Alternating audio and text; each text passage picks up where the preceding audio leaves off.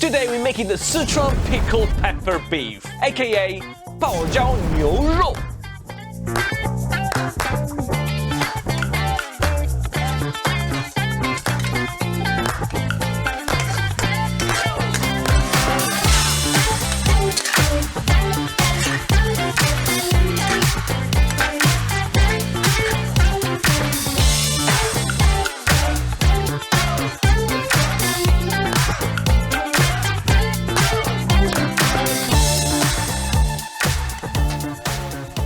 Before diving into this recipe, which believe me is gonna be a mouth-watering experience, we're gonna tell a bit more about its background. So sit down and relax on your sofa because we're going to connect the dots between you and authentic Chinese cuisine. But before relaxing and eventually falling asleep on that sofa, just remember to press on the like button as well as subscribing to our channel. Right, so back to the background. First of all, what we want to know is that pickled chili is one of the most beloved taste flavors in China, in the realm of Chinese cuisine, and in particular of Sichuanese cuisine. See, pickled chili really belongs to a wider taste profile, which is yuxiang, and that is fish flavor, which is among the 24 main flavors of the Sichuanese cuisine. A quick reminder for those who haven't heard about yuxiang, fish flavor. Fish flavor is actually called like this not because it has fish inside, but it's actually because there is a particular food preparation that is often used while cooking fish and is actually using the pickled chilies. And mostly because it had to do with removing bad smell from fish from the river. If you think that nobody will prepare pickled chilies at home in China, well, you're completely wrong. We are in the land of fermentation, especially here in Sichuan. And everyone has got his own secret recipe when it comes to preparing pickled chilies and, you know, of course, fermented vegetables. I've got to admit that when it comes to fermentation, you probably have to make another video that is going to be talking about fermentation only, because fermentation is such a big thing here. But today, before getting into the recipe and actually the preparation of this beautiful dish, we're going to solve one mystery, and that is brine, fermentation, or pickling. What is the difference, for fuck's sake? Let's start from brine, which is a solution usually made with water, salt, and sometimes sugar and other things that is going to be added into the jar to preserve your vegetables.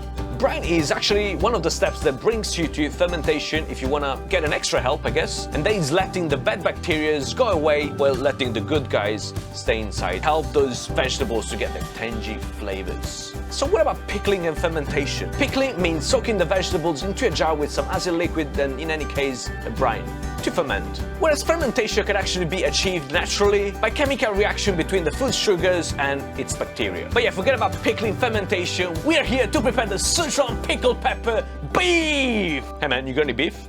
We took some celery because for most of the pickled chilies recipes I've seen, celery is there a lot. Maybe it has to do with its fragrance, but also with the crunchy texture. A small trick here I learned from my uncle. Do not throw away the leaves of the celery, but set them aside for a surprise. Surprise. We bought some firm tofu at the local store and we cut them into slices as well. Just remember, it is important to buy firm tofu here because the soft tofu will be melting with the meat and it's not going to be looking nice. Trust me. Back to fermentation. Here we use some pickled ginger as well as the pickled chilies. These are some of the chilies that we had left from our last batch we prepared 4 months ago. Because you know that fermentation is about preserving food. You know that, right?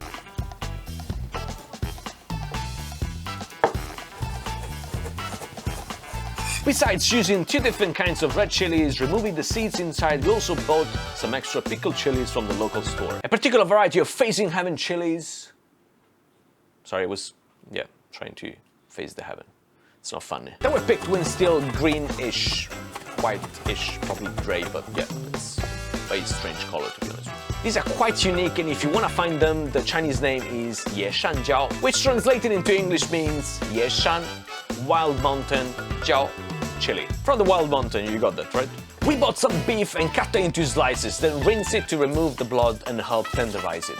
When it comes to Chinese food, you know the meat has got to be marinated somehow. You know that, right? Remember? Salt, sugar, white pepper, cooking wine, shaoxing, soy sauce, starch, and finally some sesame oil with a nice massage. We mixed it nicely and left it to marinate for about 20 minutes, just the time for you to take a nice nap. No, I'm just joking, you gotta do some extra work because, you know, you're making food and, you know, doing something and it's meaningful, maybe. In the meantime, it was a turn for the aromatics, ginger, garlic and onions. We minced everything because... Yeah, why did we mince everything? We could have just bought, you know, minced garlic. But yeah, we minced everything. We decided it was the time for serving dinner. Heat on, couple of tablespoons of rapeseed oil. Trust me, it is worth trying it. It's very different from the other vegetable oil you're gonna be finding somewhere else. Not in the rape seeds. Because, you know, the rapeseed oil actually comes from rape seeds, right? Or just use your regular vegetable oil, it doesn't matter. Aromatics in, ginger, garlic, and green onions, a good stir, and then thyme.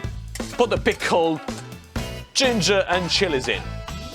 A couple of minutes to infuse, and then we went with the beef. Some Szechuan cooking wine from the side of the wok. Time for the veggies. We added the tofu, a tablespoon of extra oil, rapeseed oil. And then the celery as well at the very end because we want to keep it crunchy. Last touch, a couple of tablespoons of sesame oil this time for the roasted smoky flavor. A final touch of seasoning with a bit of light soy sauce, which is different from the dark soy sauce, yeah. And here we go with the trick. Do you remember the celery leaves we left before? We're gonna use them to create a nice salad at the bottom of our dish before serving it on a plate. And look at that. That was it. I mean, just beautiful. This is almost like facing heaven, you know, like you're getting there somewhere. And it is just amazing. I could not stop from trying this dish from the wok every time I would add anything inside because I could even eat pickled chilies for dinner just as they are, without beef, you know? And this is really a mouth-watering dish. I mean, when I think about it, it makes me... You get that, right? You're having the same experience now, right? Alright guys, so this is the best part of the video, the part that I do enjoy the most. And it's time to try a dish. From the smell...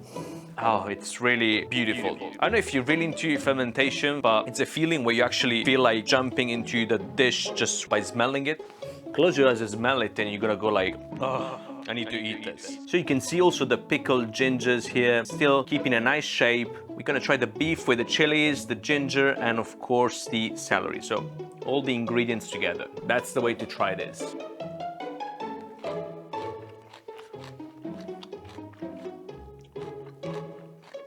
Wow, it's beautiful. A few eye drops. Woo!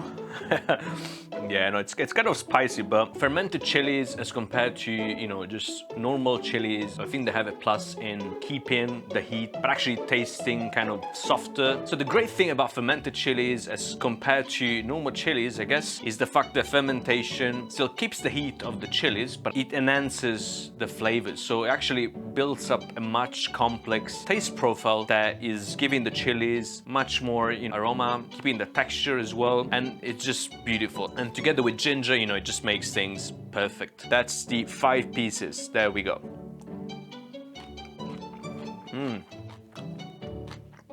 So we're gonna try this again. We're gonna grab some beef, some ginger, and of course the tofu together with the celery. Life is all in a bite, and I guess, you know, that's really the case.